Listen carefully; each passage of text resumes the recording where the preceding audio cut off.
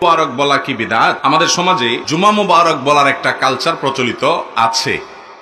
জুমার দিন হলে বা বৃহস্পতিবার দিবাগত রাত হলে দেখা যায় একে অন্যকে কি বলে, জুম্মা মুবারক। ওই যে ঈদ মুবারক বলে, জুম্মা মুবারক বলে, ঈদ মুবারক যেরকম বলে সেরকম কি বলে, জুম্মা মুবারক বলে।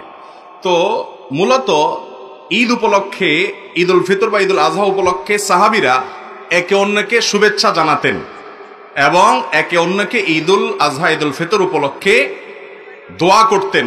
তাকাব্বালাল্লাহু মিন্না ওয়া মিনকুম। তাকাব্বালাল্লাহু মিন্না মানে রমজানে যত ইবাদত করলাম, ঈদ উপলক্ষে আল্লাহ আমাদের সেগুলো যেন কবুল করেন। আর কোরবানির ঈদে আগে জিলহজের প্রথম 10 দিন ইবাদত বন্দেগী যা করতে পারলাম সেগুলো যেন আল্লাহ আমাদের কবুল করেন। ঈদটা হলো মূলত ইবাদতের কারণে। রমজানের সারা মাস ইবাদত করেছেন, সেজন্য একটু আনন্দের সুযোগ ঈদ উল ফিতর। জিলহজের প্রথম 10 দিন ইবাদতের মৌসুম, ইবাদত করেছেন, এই জন্য তার নগদ পুরস্কার ঈদ উল আজহা। তো আগের দিনগুলোর ইবাদত যেন কবুল হয় সেজন্য দোয়া করতেন সাহাবীরা, এটা ছিল সুন্নাত। বাকি ঈদ মুবারক মানে তোমার ঈদ বরকতময় হোক, এটাও একটা দোয়া, এটাও একটা শুভেচ্ছা। জুমার দিন উপলক্ষে কোনো শুভেচ্ছা বিনিময় করার কথা সাহাবায়ে কেরাম থেকে বর্ণিত নাই। ইসলামের কাজ হিসাবে, ধর্মের কাজ হিসাবে যদি কেউ কোনো ফরম্যাট, কোনো ইবাদত, কোনো ভালো কাজের সিস্টেম চালু করে অথচ সেই ব্যাপারে কোরআন হাদিসে কোনো প্রুফ না থাকে, একটা হলো যে ওয়াসিলা বা মাধ্যম, মৌলিকভাবে ধর্মীয় কাজ না, যেমন এই যে মাইকের ব্যবহার, এটা মাধ্যম আওয়াজটাকে পৌঁছানোর জন্য।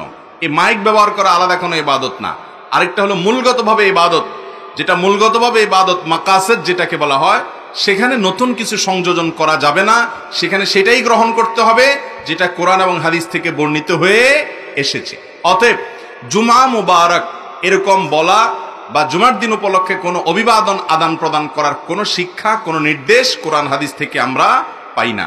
যার কারণে এদিনকে কেন্দ্র করে কোনো শুভেচ্ছা বিনিময় করাকে কেউ সুন্নাহ মনে করলে, জুমার দিনের আমল মনে করলে সেটা ভুল হবে, সেটা পরিত্যাজ্য হবে, সেটা বেদাতে পরিগণিত হতে পারে। আর জুমার দিনের যে সুন্নাহগুলো আছে সেগুলো স্মরণ করিয়ে যাওয়া যেতে পারে, যে আজকে জুমার দিন, দুরুদ পড়ার দিন। সপ্তাহের মধ্যে দুরুদ পড়ার জন্য সবচেয়ে শ্রেষ্ঠ দিন কোনটা? জুমার দিন। নবী করিম সাল্লাল্লাহু আলাইহি ওয়াসাল্লাম বলেছেন, আকসিরু আলাইয়া মিনাস সালাতি মিন ইয়াউমিল জুমআতি ওয়া লাইলাতিল জুমআহ, বাইহাকির হাদিস। তোমরা জুমার রাতে এবং জুমার দিনে আমার প্রতি বেশি বেশি দুরুদ প্রেরণ করবা। দুরুদ পাঠের শ্রেষ্ঠ সিজন মৌসুম হলো জুমার দিন। জুমার দিনের দুরুদটা হলো সবচেয়ে শ্রেষ্ঠ দুরুদ।